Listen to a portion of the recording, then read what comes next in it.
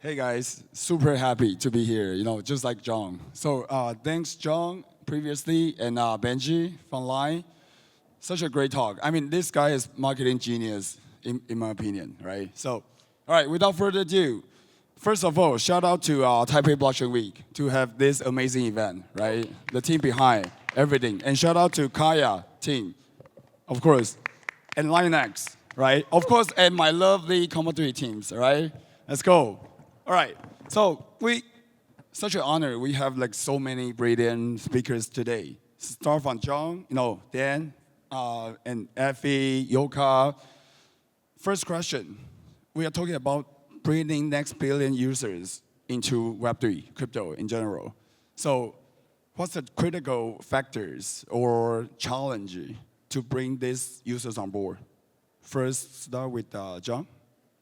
I think I kind of expanded on this during my presentation, so I'll keep it brief. But for me, it's like a 3-point kind of like rule of thumb. There's 3 things. It may seem very simple, but I mean, it's like, not that simple. It's like easier said than done, right? So number 1, UX UI. Now, unfortunately, there have been a lot of attempts up until now to improve the existing UX UI, but unfortunately, it still sucks, especially if you've never experienced crypto before, if you've never engaged or interfaced with wallet user interfaces before. So the UX UI needs to improve. And ideally, you want a UX UI that is very familiar, or even better, integrated with an existing touch point that users are already using, like Line. Now, I know that's not something that everyone can do, and I understand that we do have an unfair advantage from that perspective, but that's something that you need to really address as well. Number 2, discovery. So right now, the discovery experience in crypto is just absolutely garbage. Probably the best way to discover new services right now is to kind of like search on crypto Twitter, or maybe like follow your favorite influencer on Telegram or your WeChat group or your like Line group, but that's not the kind of like ideal experience, right? So the discovery experience and the discovery options for users is garbage. We need to like really improve that. And number 3, ultimately, it's going to come down to the quality of the product as well. So I've been around in the crypto industry for a very long time, and I think we still have this very elitist mind. Like, oh, you don't understand private keys, you don't understand 1-second finality, like layer 1, layer 2, then you don't deserve to be in crypto. But I think we need to kind of like change that mindset a lot as well. We need to kind of like lose this elitist kind of attitude and accept that there are going to be a lot of people who are interested in crypto, but just don't have the resources to learn and how to like engage with these things. So I think we really need to like create products and services that they will understand and that they will be willing to use, as opposed to we'll build and they will come. We build and they will come. What about Dan? So I think John mentioned some points pretty well. I think our thoughts are aligned. And from my side, since I'm working for a Web3 company that's also involved heavily with a Web2 firm, I think for the Web2 user perspective, the service just has to be good. So for example, Line Messenger is used globally, and it has users from all ages, all different people. And I think the reason that they use it is because it's simply good. It's a good way of communication. And if we look at some crypto projects, I love the speculative aspect of crypto, like farming for tokens, like getting my points. But if you see many of those projects after they have their TGE, the users just leave. It's mercenary capital. They don't use it. And the primary value that they derived from the usage of a service was not the utility or like the good aspects of the service itself, but rather, just getting money off it fast. And I think, this is obviously a good bootstrapping way, but for it to have essential scalability, I think the service would have to be much better than that. So in crypto, we are seeing some projects that are doing well even after TGE, and I think the common aspect that they have is that they're just good. So Web3 and Web2 services, I think like both, they just have to be good. So hopefully for the Kaia Wave project, we can offer many projects some support in the Web2 sense for our side, since we have a lot of experience there. And for the Web3 people, obviously the Kaia Foundation has a lot of experience, a lot of battle-proven experience throughout the whole year. So we are trying our best to get the best of both worlds. And I think that's what's the essence of how a successful service can scale well. Yeah. Yeah, that's, sorry about that. That's pretty solid. I mean, good service, good product, and it needs to be cheap, right? I guess for like Web2 users. What about Eefy? Like key factors? Yeah, I think from our point of view, of course, everyone that Google Cloud is actually like really the base of the base. I mean, we're 3 layers, and then we are really the bottom. What we actually already done, I think this is really great timing, is that Clayton plus Line become Kaia at this moment, and then getting really the timing to get boom. And then, but what we have already achieved from the past 2-3 years is already built a very good foundations, including onboarding a lot of developers. So we're already working with the teams from both sides that we creating a lot of labs, a lot of step-by-step, a lot of documents about how to use, for example, using Google Cloud, how to use Kaia, how to build those things, easily onboarding those developers, and then also to get those service ready, like one-click deployment, where is the data, how to get the on-chance informations, even the API kind of stuff. So all the things are ready. So this is actually the timing that we have all the fundamentals, and then having more developers jump in to develop new things, and then you're gonna see a lot of things gonna happen online, and which is in Taiwan that we all feels that Line is just a very old style things that everyone just use it, but then things gonna happen. Yeah. Yeah, you know what? What's funny is in crypto, we are always talk about decentralization, right? So Google Cloud is actually the one who makes this world, this industry so centralized, because it's on the line. All right, Yoka. Thank you. I think other speakers already share a lot of key points as like UX, UI, the wallet integration, data, whatever. I want to touch a bit more about like how the builders or how the Web3 industry people, what we should do for the Web2 users. We help them and transfer them to Web3. Because I totally agree that what John said, like we shouldn't be that like a kind of pride that we require those users become very understanding what's the private key management and how to like understand the different chains, cross the chains, and use different platform. I think we as the industry people, we should be the one to like simplify the process and let them like seamless experience on like how to manage those keys and how to build an account. We should use like a more familiar login method to let them come on board first, and we provide them high quality projects. And I think a very important point is like we should take care of the localized operation, because I know like a lot of projects that they are still just use like English to do the operating, but I think I noticed that like during the Kaia's application process, I noticed that you also ask the builders whether you can do the localized management.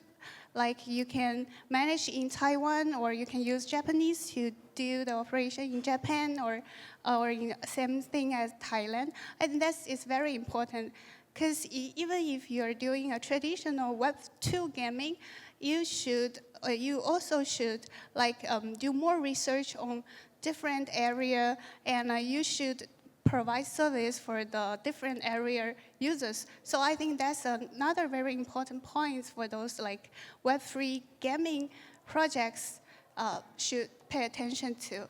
Yeah, thank you. Thank you, Yoka. So, we address a lot of key factors, right? What about challenge? Each one each, right? I'll begin. Number one roadblock down the road for the industry, in terms of onboarding new users, take a guess. What's that? 3 seconds. All right, MetaMask. Number one roadblock from onboarding new users in the industry. You know, because all the C phrase, all the private keys, too difficult. I mean, people, when they look at the MetaMask, they leave, right? So we need much more user-friendly dApps or apps to onboard new users. It's not going to be like MetaMask experiences, right? So yeah, one challenge. Start from John, maybe? Yeah, I mean, so you talked about wallet. So I'll try and think of another kind of like, challenge to overcome. I think, again, it's going to come down to just like product verticals and categories. Because I kind of like talked about this very briefly.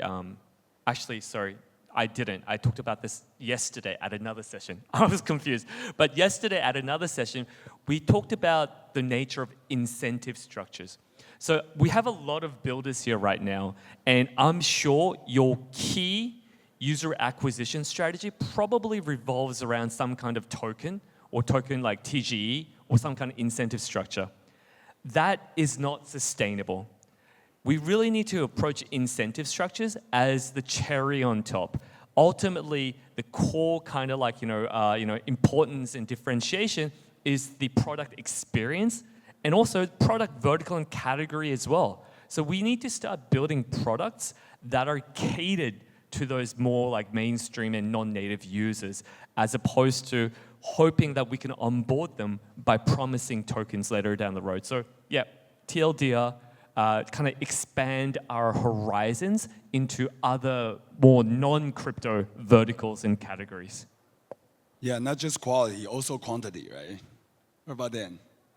Yeah, I think I share a pretty similar opinion, but from our perspective, what we think is the biggest difficulty is that the overall user journey is pretty bad for the traditional crypto services. So you mentioned MetaMask. I also hate when I see the like revolving like loading signal. It happens all the time, and especially for the Web2 users, I think that's pretty much unacceptable. So what we're trying to do is we want the overall user flow of our product to be understandable and seamless for people of all ages. So even my grandma or my like niece could use the same service without any difficulties. And I think this has to be pretty much applicable to all services right now, because I think even the crypto people are much knowledgeable and sophisticated right now, so they have a less inclination to use those clunky services. Like we have a lot of different wallet providers as well, other than MetaMask, that are getting a lot of attention. So we think getting the right UX that can appeal to both Web2 and Web3 would be necessary.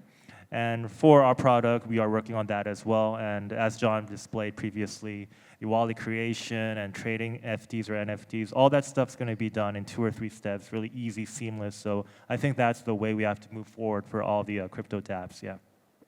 Nice. Eefy. Yeah, Google Cloud is really away from the top layer, which is the Web3 part. So these days that we're actually working very closely with ABGAs, we're working very closely with Kaia and Line as well to build things, bring developers. So from that point of view, what I feel is like we're trying to getting more Web2 developers. And then that we've, of course, come from Google. We have a lot of experience. We even have a platform, have all those labs that we have 5 million developers actually registered. And then there's 1 million labs been launched every day. But even in that way, I would say it's not easy.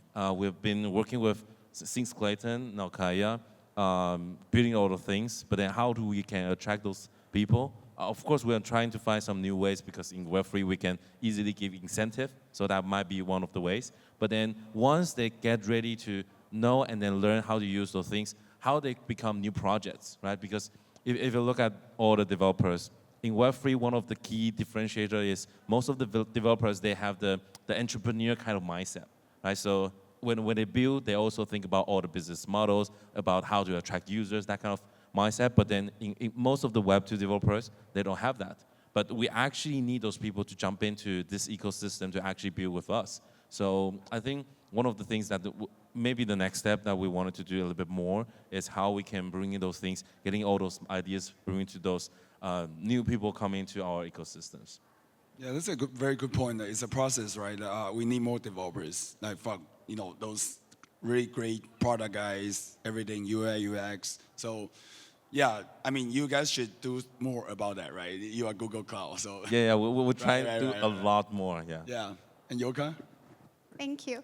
I think they already said a lot. I just want to touch another one. Is like, I think some of the Web2 users, they are afraid, like maybe sometimes Web3 doesn't have a good reputation, as like we feel that there is a lot of scammers, a lot of like phishing website link, so they're very dare to click it. So I think that's a very common situation when I like receive some link in Telegram.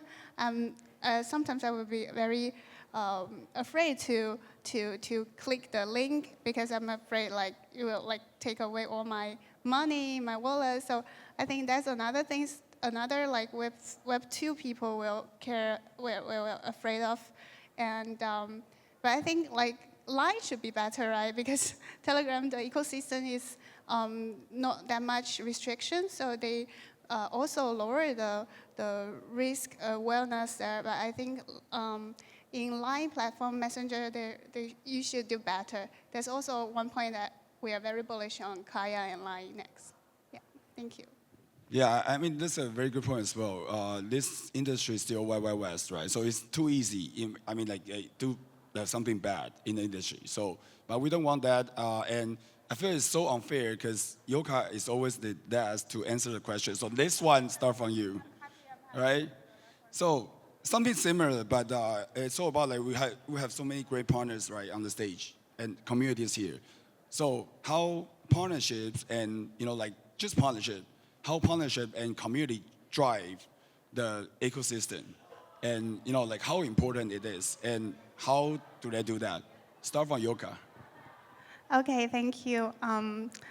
Yeah, I think it's including the upstream and downstream partners, like I think as a like Kaia as an ecosystem, as a protocol, I think you should have like the builders communities because we always hope like more builders can build their projects on our ecosystem, and of course the builders once they start their project here, they definitely will do their own community. I think there was a chain reaction afterwards. So I think in the upstream will be here, and also we also need to.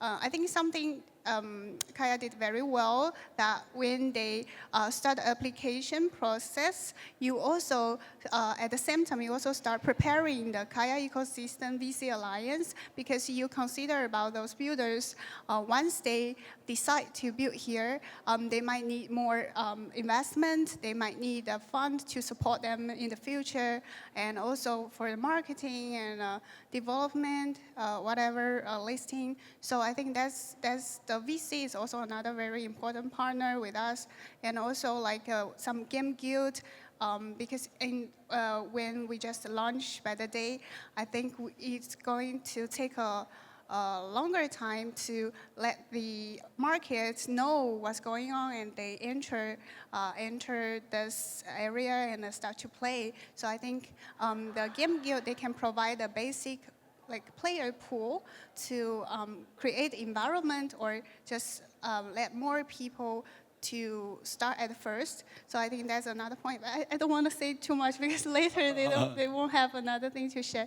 So I just talk about this first. Thank you.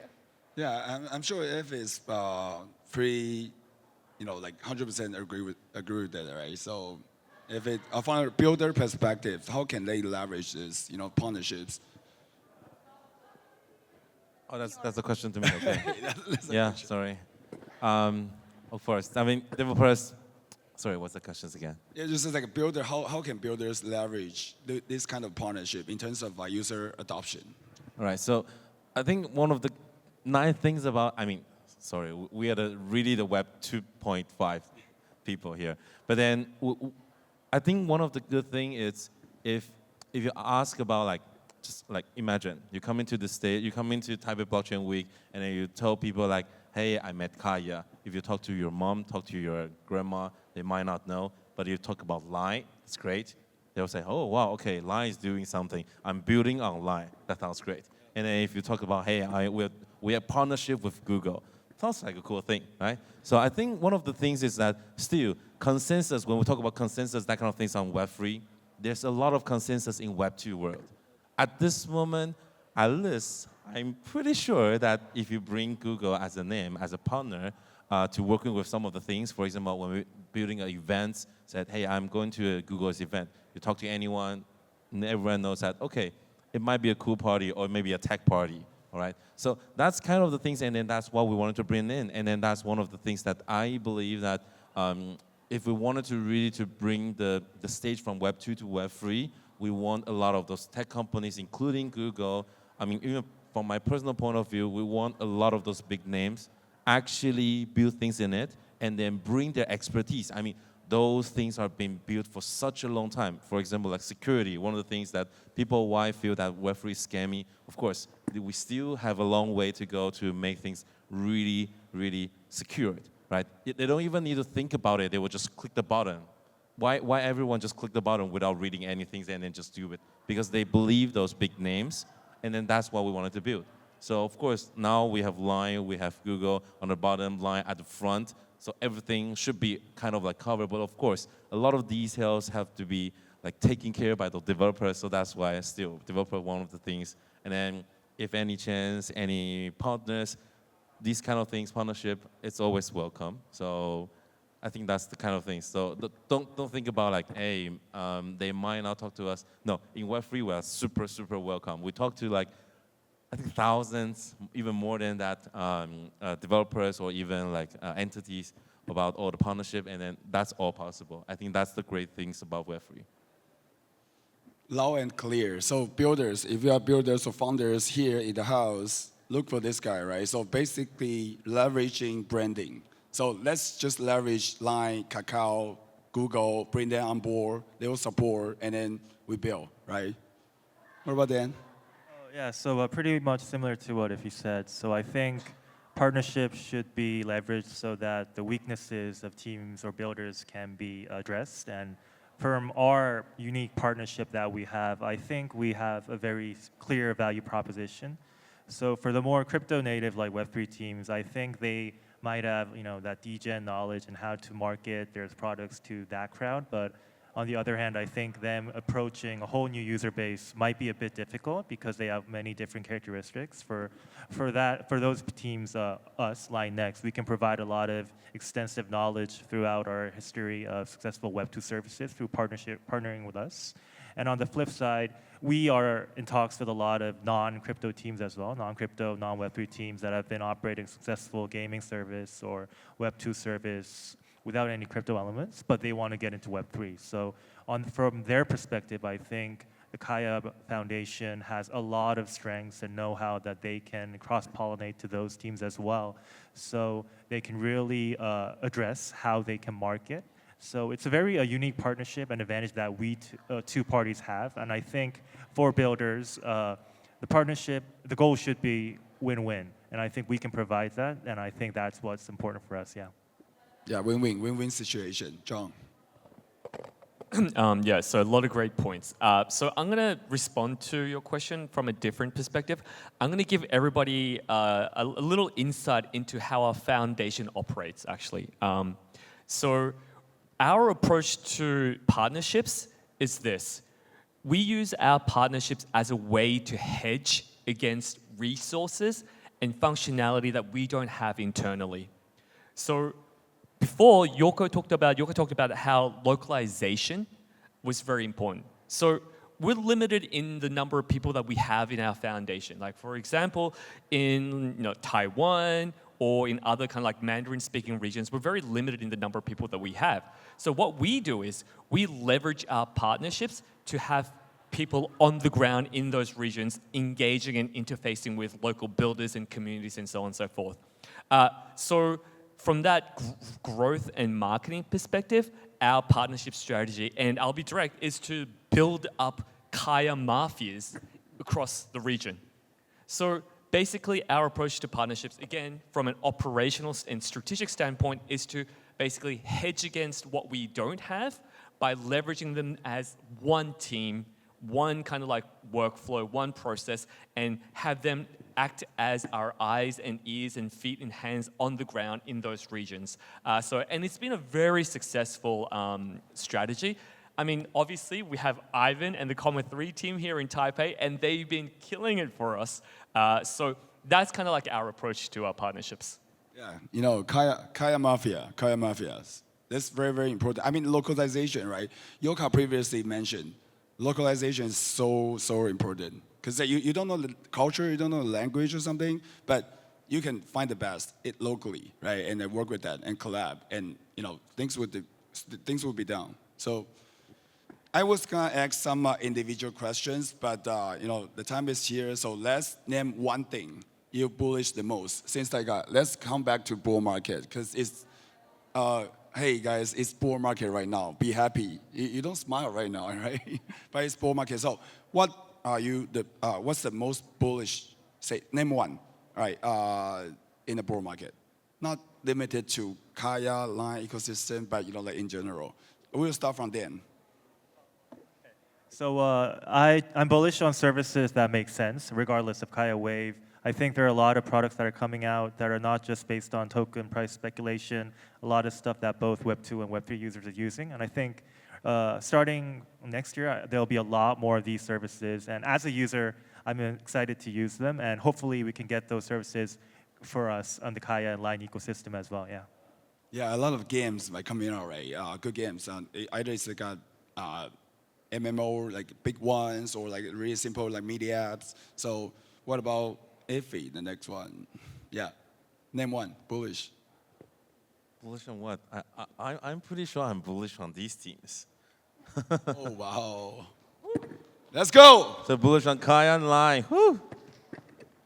I bullish on mini apps. Yeah, even though we, like as ABGA, we, along with a lot of Web3 gaming developers for past 3 years, and we see a lot of like AAA gamers and a lot of gaming projects. They're struggling in like in different ecosystem and in struggling on how get more users, how to do the community growth.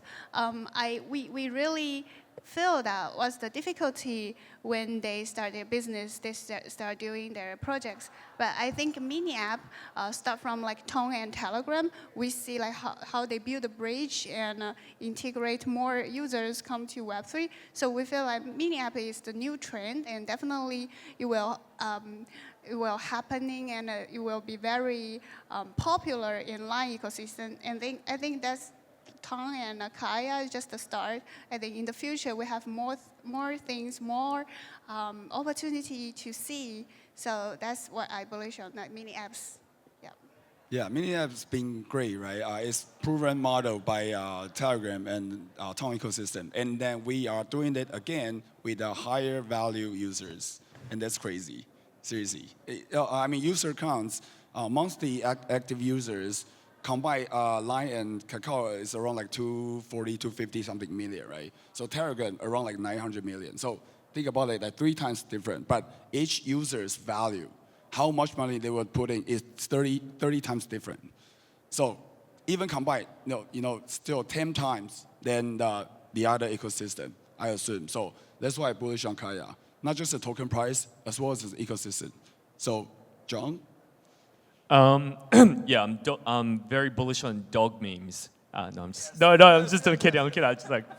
But yeah, dog memes I think is definitely the way to go. But no, in all seriousness, I'm bullish on governments, regulators, and lawmakers. I really do think 2025 is the year that we onboard governments, lawmakers, and regulators. So, like I said, there is a definite shift in sentiment in terms of regulators and lawmakers and government officials being a lot more open-minded to crypto-related frameworks and providing more clarity. So I think 2025 is the year that we actually onboard governments and regulators. I mean, the US, they're talking about, including Bitcoin in the strategic reserve. It's crazy. I mean, like, I wouldn't even have thought this would have been like possible last year, right? So yeah, I'm bullish on governments, bullish on regulators, bullish on lawmakers. And when you think about it, that is going to be a massive, massive turning point. So in 2025, besides the market cycles and all that stuff, I think that is the kind of year that we could potentially go really mainstream as an industry? Really bullish on dog coins. You know. Dog memes. Yeah, seriously, like DOG, right? Dodge. You guys know Dodge. And then, you know, like Tesla. No, not Tesla. Let's you go, know. Nero. Yeah, I know. Department of Government Efficiency. So, I mean, bullish on dogs. Once again, thank you all the brilliant speakers. We have Yoka here with Eefy, Dan, and Zhou. That's about it. Thank you guys. Thank you. I hope you enjoy. Thanks.